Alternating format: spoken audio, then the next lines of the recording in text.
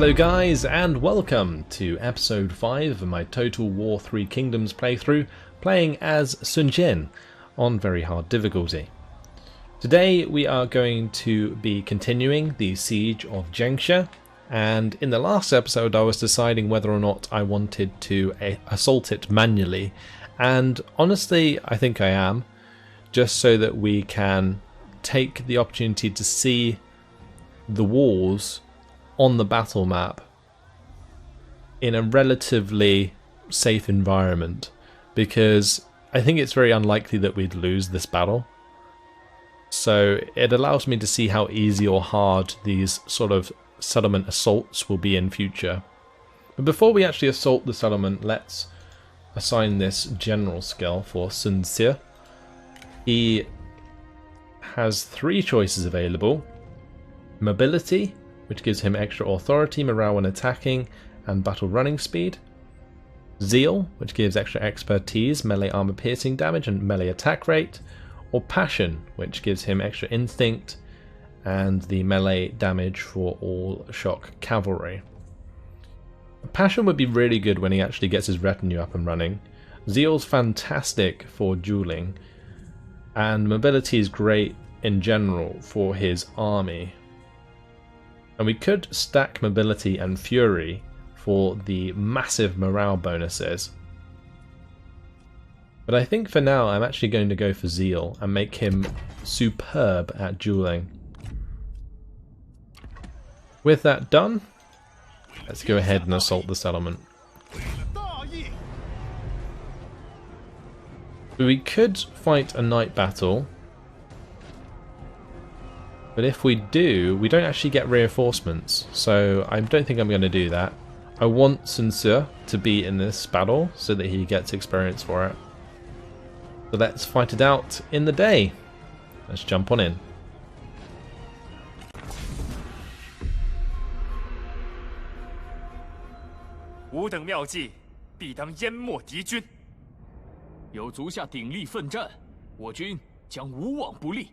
I would have demanded their surrender, but I believe they wouldn't take it due to it being their final settlement.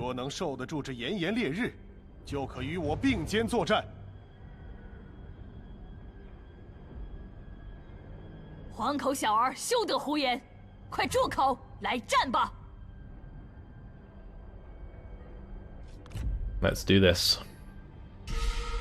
Here is the settlement. Looking pretty glorious, to be honest.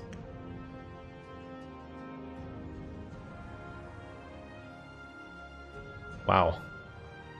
This is very pretty indeed. Well, it seems as though the buildings from the campaign map can be attacked in settlement battles. I've got to avoid doing damage to those, otherwise it will do damage to them on the campaign map. The plan here will probably be to attack the wall and then maybe try and wipe out these fort towers. Although our reinforcements are coming in from the other side, so it may be a good idea to deploy over here instead. Well, it does actually help us avoid a lot of these towers. There's no inner towers on this side, although there is a barricade. Let's deploy this side. What's the range on these towers? Oh, it goes all the way up to our deployment edge. I have my trebuchets as close as possible so they have the best accuracy that they can. Then what I'm going to do is have all of my archers in a group, and we'll put them into loose formation, and they can run up and start firing at the units on the other side of the walls. We'll have all of these guys use shield wall. Oh, that's cool.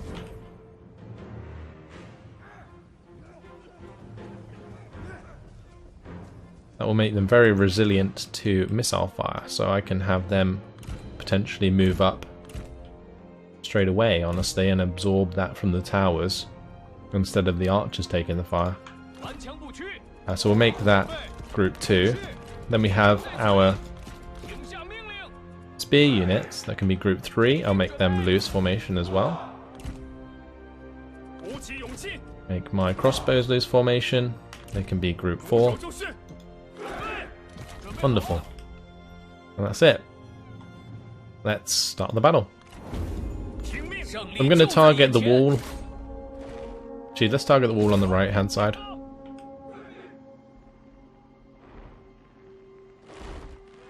There's a nice big wall here. I'm not sure how much you can actually break down though. I guess we'll find out. Wow, those trebuchets do a lot of damage. That's 30% damage in one volley. Alright, this force has arrived. I'm not even sure if I'm going to use it, but we'll line it up nonetheless behind our current army. We're up to 60% damage already. There is some archers on here, so hopefully we'll kill those off. See how much of the wall comes down. Imagine being the poor guy that gets his head taken off by a trebuchet.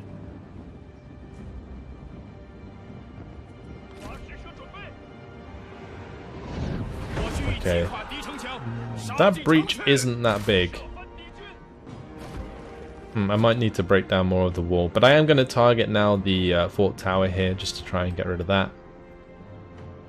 That will also hit the gatehouse. Not sure how much damage that will do. Not much, actually. It may be worth firing elsewhere, because the ammunition of our trebuchets is quite limited. Wait, did we just break down the barricade by accident? I feel like we did. Oh well, I'll take it. That seemed to do a bit more damage though. Also, those shots that are missing are hitting the archers behind. Let's focus the gatehouse itself. Then maybe we'll hit the fort tower as well. I want to see how much damage they actually do if they all hit the gatehouse.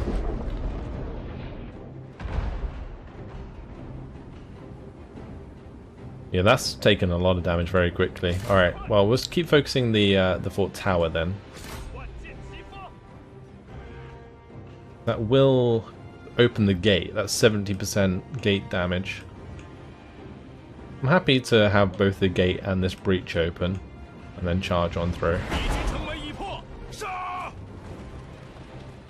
I think we're going to start moving our troops forwards whilst we try and take down that tower.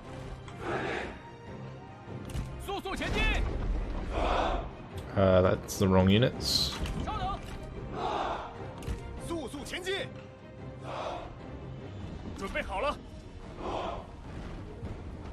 Once the towers start firing at this infantry, I will send forwards my archers.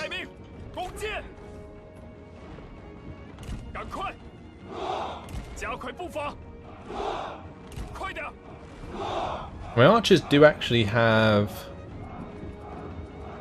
flaming arrows, don't they? So we could use that to try and burn down some buildings.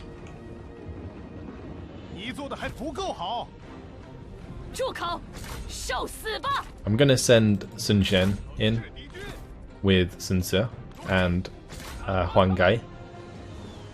They will do a lot of initial damage to those forces. Also, this is the first chance that Sun Jian is going to get to fight with his daddy. So he's going to be happy about that, I hope.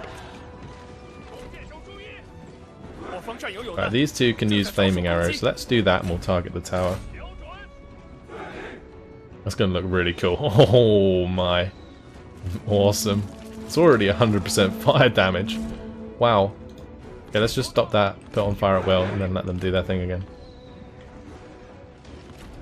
We may as well just charge in with our infantry now. Take them out of the shield wall. Right, we're inside here, let's use our ability. Well, this guy has the same ability. Sun Jian has the same ability as his dad, but he's taking a lot of damage. Okay, it might not be a good idea to have him fighting like that. I don't know why he's taking so much damage, but he has. Sun Jian is doing fine. Maybe I should duel? Yeah, I'm gonna have Sun Jian duel with Jia Lanjin. He's really good at that, so we may as well.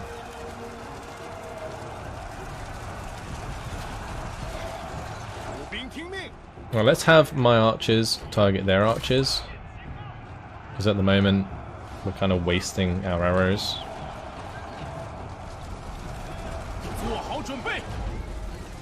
Oh, is he going to lose? Hope not. He shouldn't.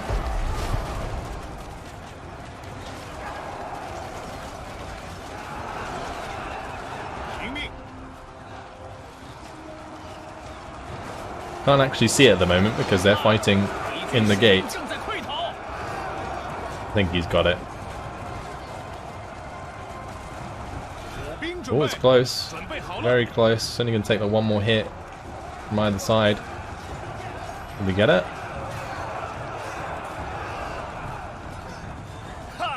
We did. Phew! That was close. Good old Sun Jian. Winning another duel for us though. And that's gonna crush the morale of the remaining forces. Right, let's just push on through.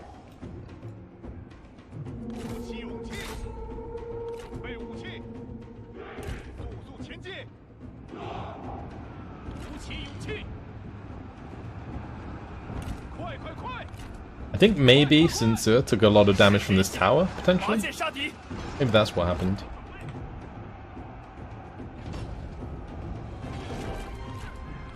Oh, I do still have ammunition on my crossbows. Let's bring those up.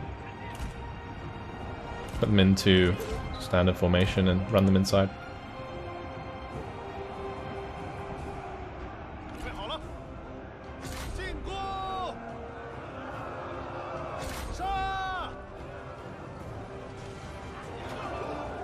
Oh, look at him just ride through those guys.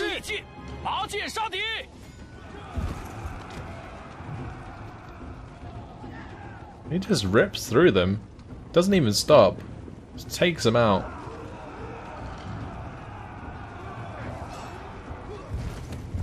Sun Jian is a beast.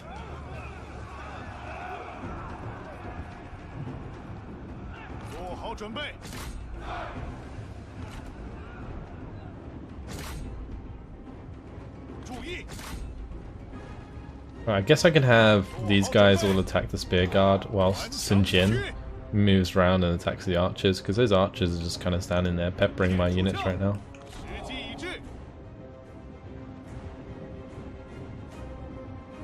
Not riding very fast. You'd think he'd be a bit quicker.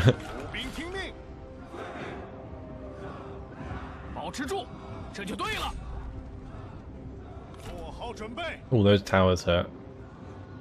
Gonna have to be a little bit careful. Hopefully we can just make the spear guard route at the same time the archers do.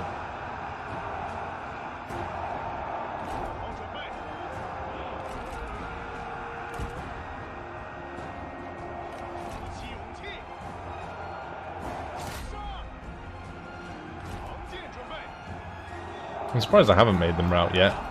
We have been a bit lazy with this attack, and then I've left most of my forces outside, but it is basically to conserve as many men as I can so that I can carry on with Sun Jian while Sun Jian kind of remains behind and looks after the settlement.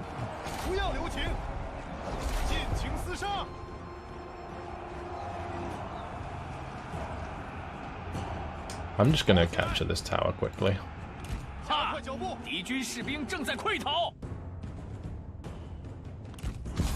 Okay.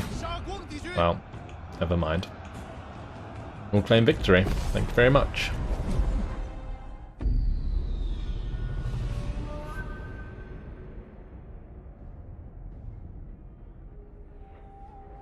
So it wasn't actually that difficult to take.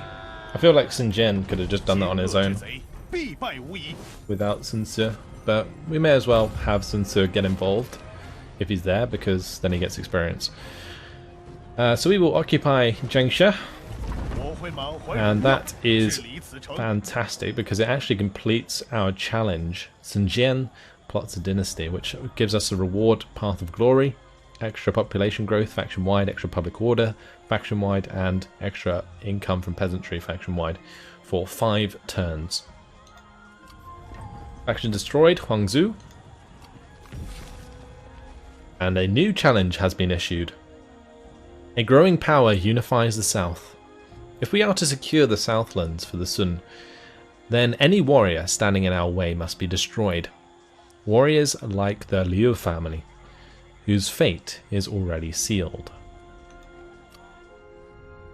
We've got to destroy Liu Yao, and that will give us another Path of Glory buff, but it's slightly better than the last one. Awesome. Very, very cool indeed. And one of our characters did level up, Huang Gai. Well deserved. Trust gives him extra armor for all spear infantry, and extra resolve. He won't use the income from peasantry.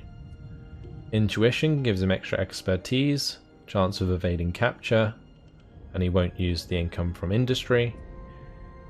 And then patience, extra resolve, chance of capturing enemy officers post-battle increased, and extra increase of wall and settlement damage during sieges, but that's only when commanding, and he's not the commander. I feel like trust is the best idea, especially since he does have mostly spear units now as well. Perfect. So, I'm gonna bring, I think, Sun Ce out of the settlement, and we'll have, or Sun Jian out of the settlement, and we'll have Sun Ce inside the settlement, with the intention of moving Sun Jian towards Liu Bao now. I think we're just gonna try and take him on.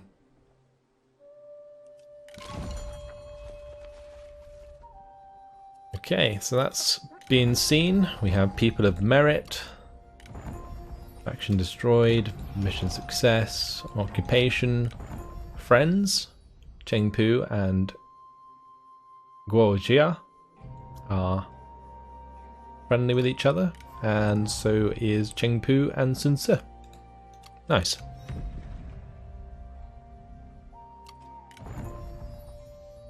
Nice ranks gained, and labour recruiter ancillary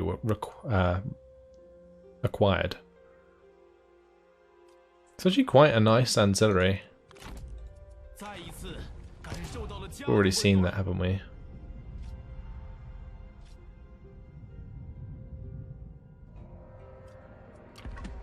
Well, what we're going to do next. We still have spots for the Chancellor and Administrator. We are now making 839 per turn, so what I could do is grab a couple new candidates and plop them into these roles. I think Huang Shi would probably be a good choice since he's a level 3 sentinel. And what are his traits? Let's have a look. He is perceptive, a populist, and bright. So he wouldn't be too bad in an army. He also has the Adamant Resolve buff, which is pretty good. Really good actually for a army. However, he does come with the Labour Recruiter equipped. So I think I should probably pick him up and put him as an administrator. let me do that. Recruit. Administrator, please. That will give the extra population growth and minus construction cost. Position effects, extra available armies, extra income from all sources for the administered commandery, and minus 30% corruption. His salary will be 225, but that's okay. So we can either have him at Changsha, Jiangsha, or Jiangling.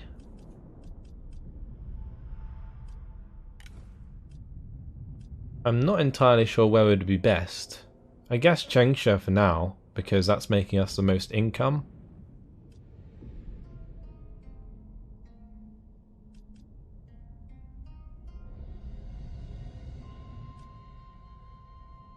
Like the commerce income here is pretty damn good.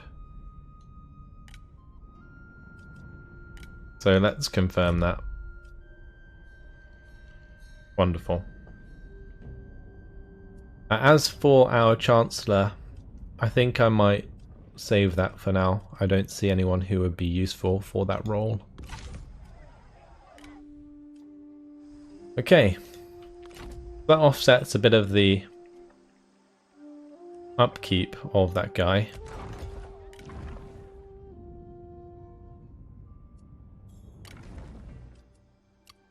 I guess we could always put Lady Wu in that role now, since we have the money to do so. I might wait until we have a bit more incoming though. I think everything else is done for this turn. Let's move on to the next one.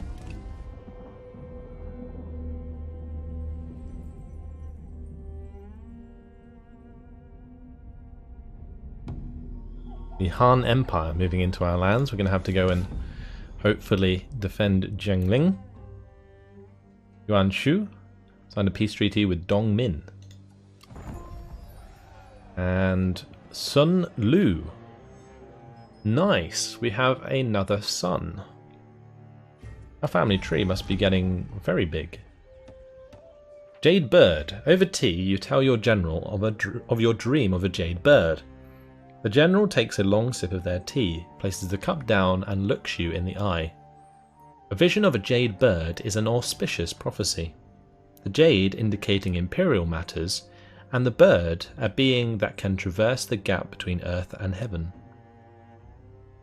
Relationship deepens between Guojia and Sun Jian. Extra experience there as well. That's an interesting... a very interesting conversation. Can they have conversations with people nearby? I think they can.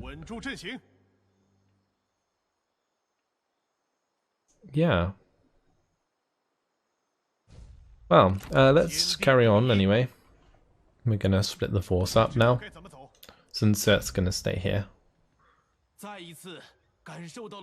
And what we're going to do is recruit some more troops. I think I'm going to grab him some more mounted Lancer Cav. And I'm also going to build something, hopefully. Oh wow, there's the level 2 communal workshop. That's giving us 200 income. I didn't actually look at the other buildings here. They've got the farm supply storage, which increases food production by 75%. And we get 25% income from peasantry. That's quite good for now, since our food is level, which only gives +1 reserve in all commanderies. We could, however, get rid of the rural tax collector and replace it with a commerce building. I think that would probably be a better idea. We'd make more base cash from doing so, I think.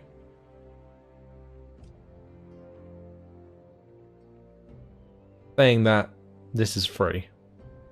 So, whereas if I were to build a commerce building, it would cost me more money. Money that I don't really have right now. Our income is only 539 after making those 2 cavalry units. I'm not sure I need to add too much more to this at the moment. I could probably send Sun Jian elsewhere, maybe to like Badong, to take that, and then we can head him towards Badong city afterwards with a trebuchet and a couple more cav.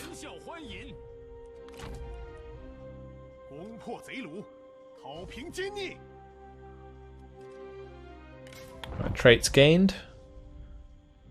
But philanthropic. That's actually quite good for her, the extra authority. So that's all of our messages and everything done, so let's move on to the next turn. Since I'm hanging out in Jiangxia actually at the moment, I could probably upgrade that rural tax collector.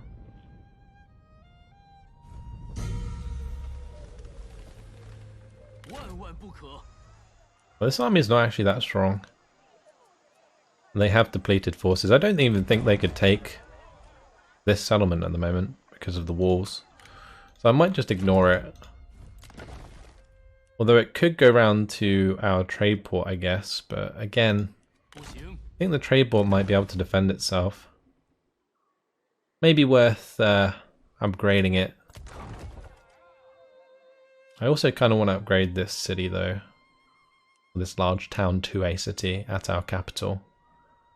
We definitely need the defences. Ancillaries gained. Zhuangzi. Extra expertise, satisfaction, and minus 5% retinue upkeep. Well, that's very nice. Is that, what does that come under? Because I could probably give that to Sun Jian. Like, I think he would benefit more from that than the clay fish.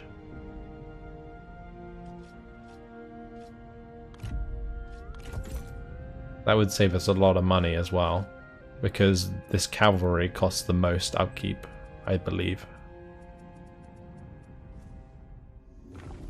I could actually also give it to Chengpu.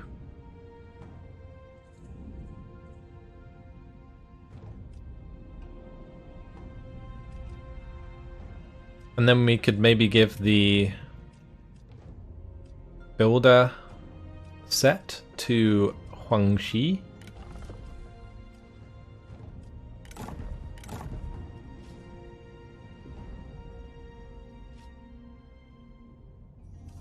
That builder set though is really odd. I do like the extra population growth there. No, we'll keep Zhuangzi with Sun Jian.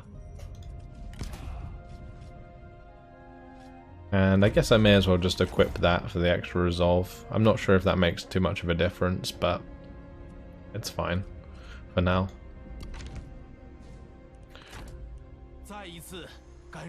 Right, current change this turn is 15. If we leave, will it be fine? -3 this turn. Well, if we demolish this building, that will be fine, surely.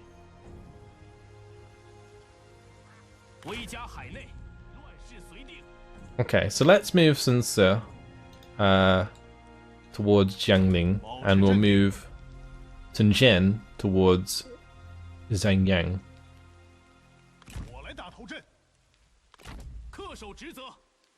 That way, Sun Jian is still in position to pursue this Han army if he needs to, but it doesn't hold back Sun Jian. Yin Li.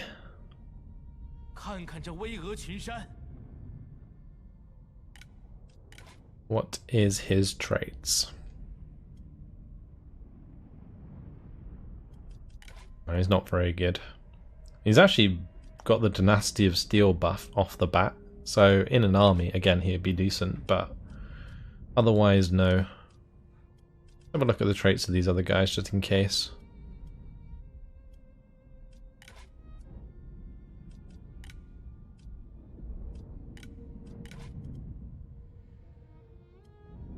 No.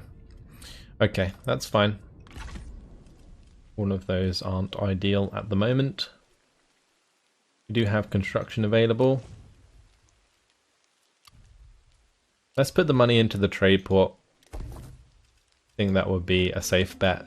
Will keep us safe from this Han Empire army. Should be done by the time they get there, I hope. We detest you, but this must end. Okay, so Liabal is trying to peace out with us for 3,431. That just makes me want to attack him more, because I think he is definitely on the back foot after we defeated him previously. You reject our generosity? Let's go wipe him out. They can move very far on the water, can't they? I wouldn't even get there in time with Sun Jian. Let's just hope he goes past it. And in the meantime, I'm just going to have Sun Jian move towards Badong.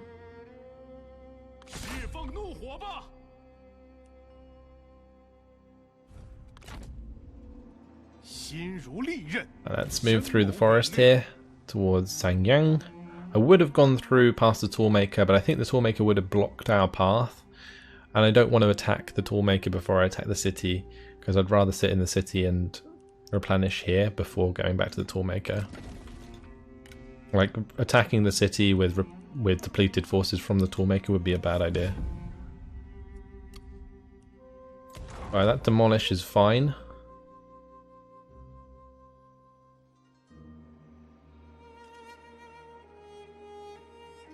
And that is going to increase public order, good.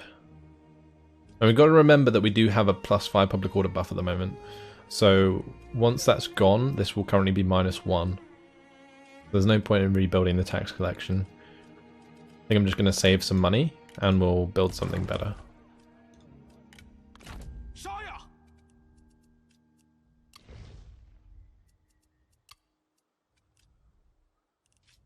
Let's end the turn. I guess I could have kept it for a couple more turns so I could have saved the money to build the other building. The Han Empire, they are going past, that's good, okay.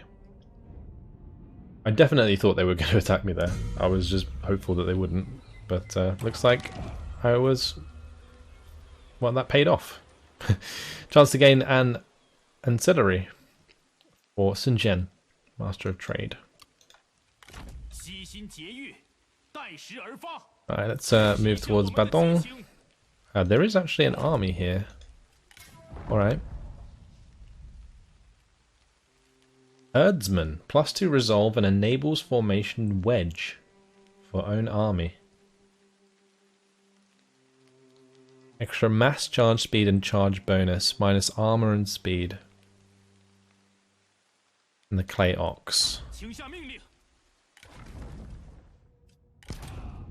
Well, does this guy already give us wedge? Is there a way to see that? Like what he provides?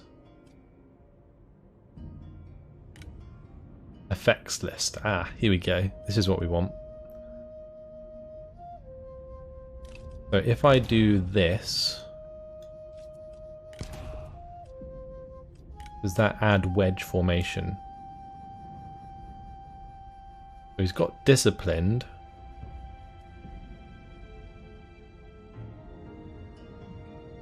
I'm going to look at this guy. Comes under army. Okay, so I think this will be a good idea.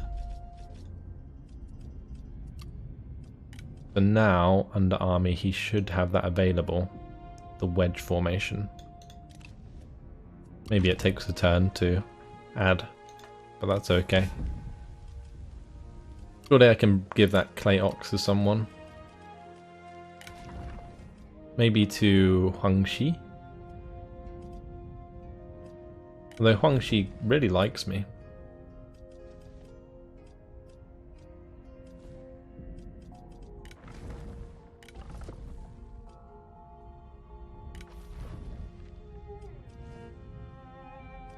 Just thinking who else could use it.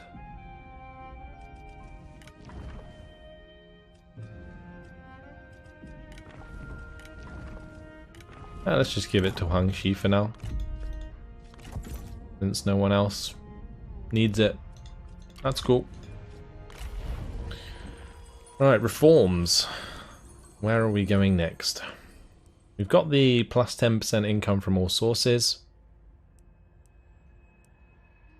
I think I'm going to go for regional commissioners now and start unlocking the military.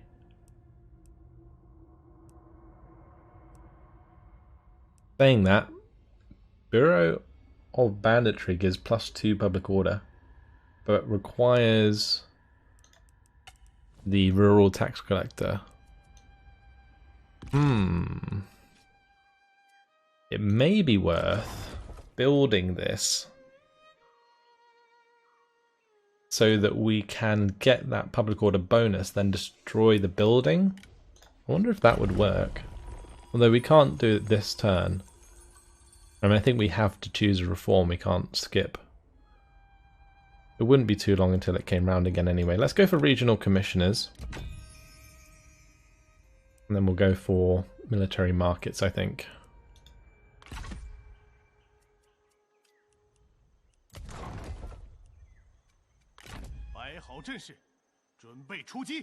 Right, this army can move. Let's head towards Zhangyang. And it looks like Nanyang at the moment is taken by Liu Bao. Maybe their army's there instead. Move on to the next turn.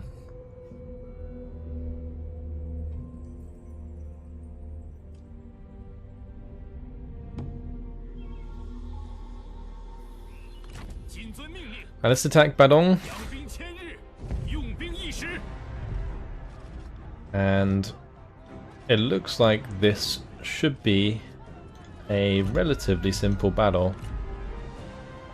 Saying that, the map isn't very good for our cavalry. But we do have a lot of archers. Demand the surrender. We're not going to take it.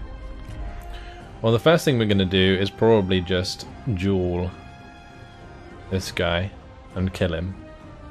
And then the rest should be relatively simple. Let's start the battle.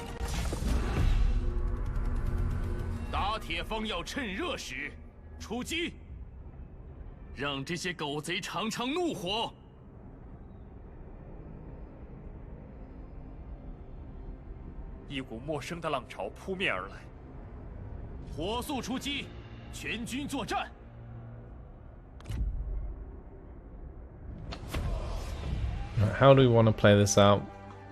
I feel like we should probably focus on a place where we can't be hit by 2 sets of towers, so this entrance would probably be best. Also, we have the cover of the trees. Saying that, I could definitely have my Lancer Militia come in from behind. We keep them maybe hidden. Best place would probably be over here. Okay. Then my infantry will have as group 1.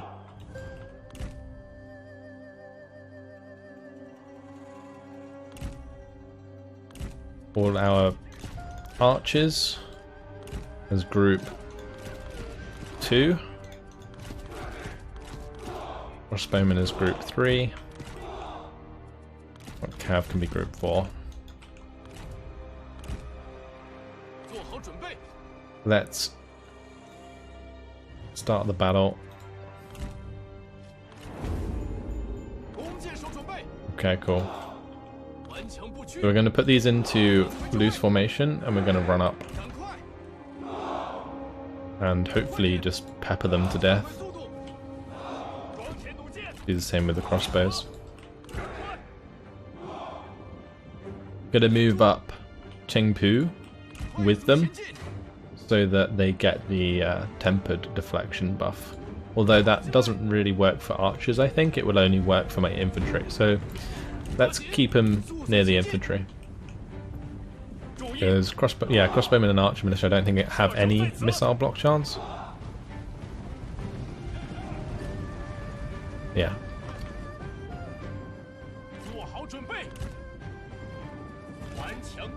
I need to get Sincere close enough to duel.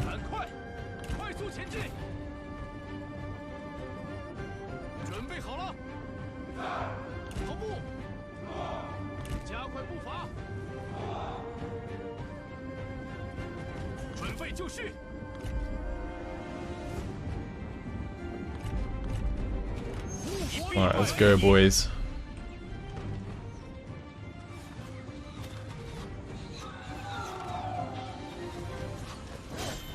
Every time Sincere wins the lancing contest.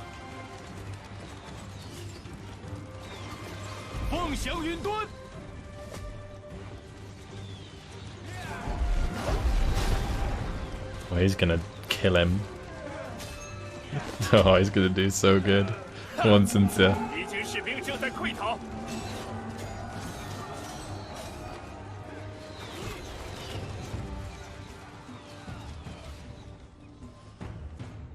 Alright, let's move closer a bit more, and oh, that's fine. My crossbowmen can kill these archers for me. Did we win? Oh, it's so close. Oh, we got him. Okay, cool. Nice one, Sincere. He's won, what, 4 duels now? Absolute beast. The only trouble with all these duels is it does always leave him on really low health.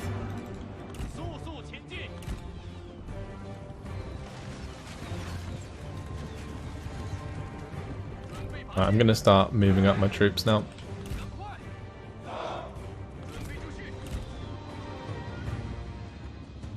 These towers are doing quite a lot of damage, I think.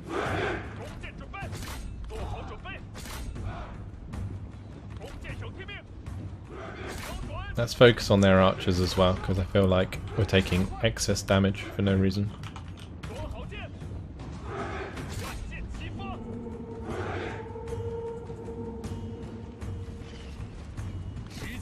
Where is my general?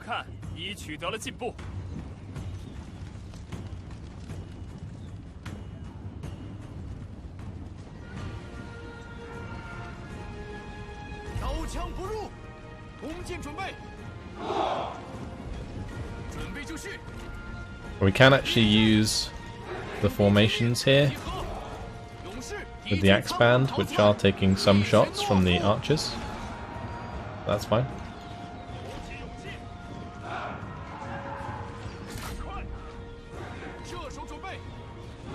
At the moment I'm just allowing those guys to get their shots in.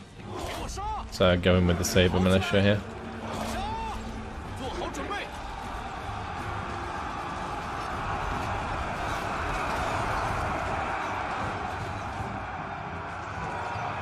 My archers are winning this for me, which is very nice.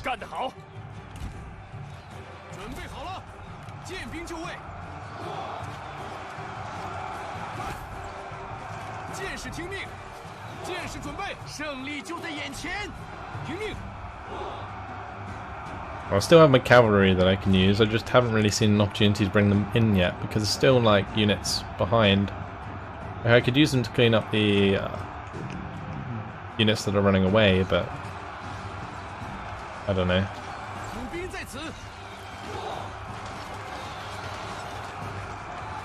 Those G infantry getting absolutely annihilated.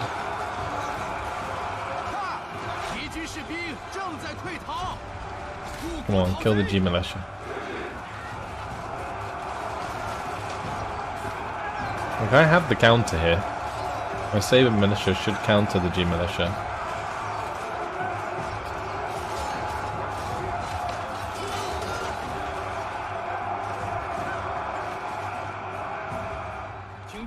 Can I just tell my archers to hit those?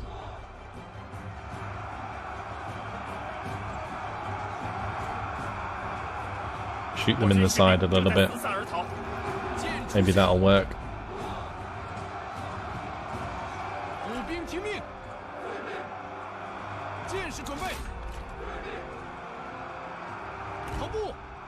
Right, this axe band's still good, which is good. The other one's been shot at a lot.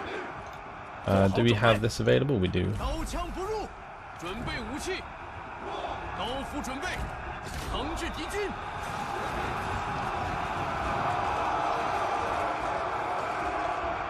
Come on. Having a laugh. Okay, cool. Capture the tower, please. Now we'll move our cavalry in. I'm gonna just move them here to capture that tower quickly. If cavalry can capture towers, I'm not sure.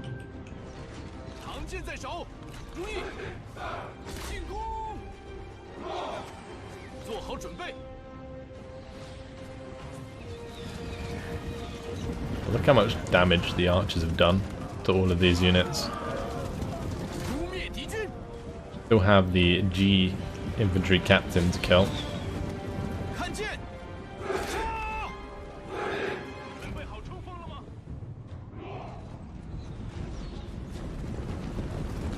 We could look at these cav. They aren't very well armoured, so they're getting wrecked by the towers right now. It may have been best to just leave them out.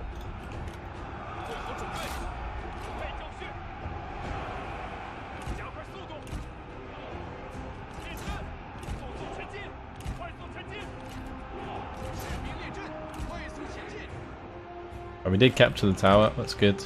Now we can come in and hit the archers.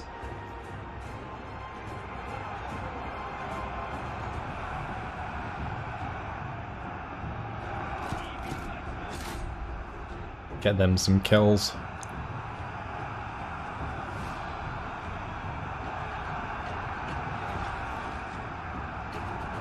And then after that we can charge down.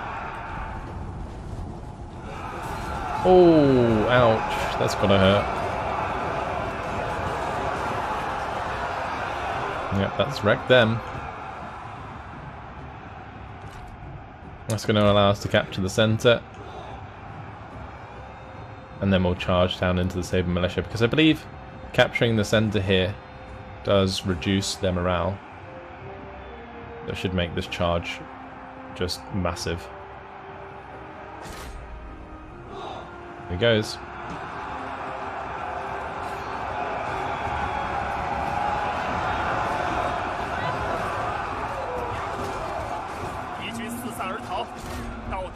There we go. Perfect. Good timing with that cavalry.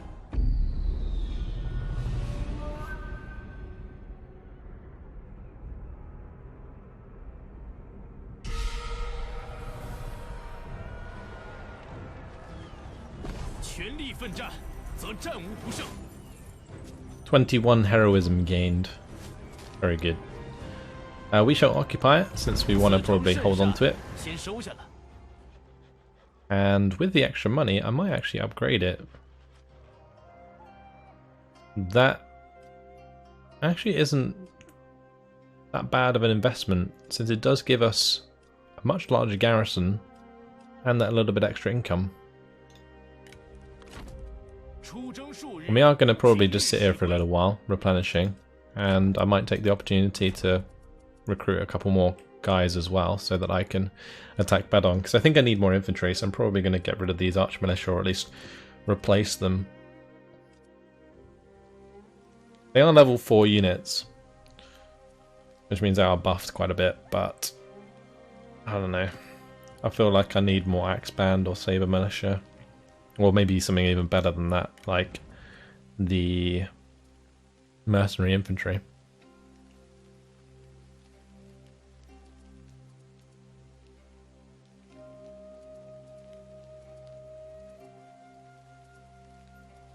Yeah, I think I'm going to grab some mercenary infantry.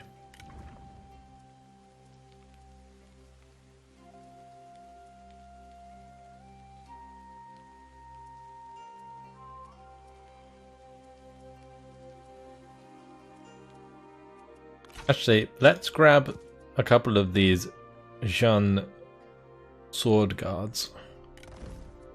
They're pretty cool.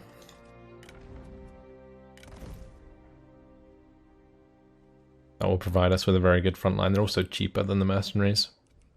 They won't be more as replenished as mercenaries, but they're still pretty decent. And with that, unfortunately, guys, it has been my time. So we'll leave it here. In the next episode, we'll probably end up attacking Zhangyang, assuming that there isn't much there defending it. Oh, never mind. Liabao is currently occupying, so we'll probably head towards the Toolmaker for now. Right, well, that's it. Hopefully you guys enjoyed it. Thanks for watching, and I'll see you in the next episode. Goodbye.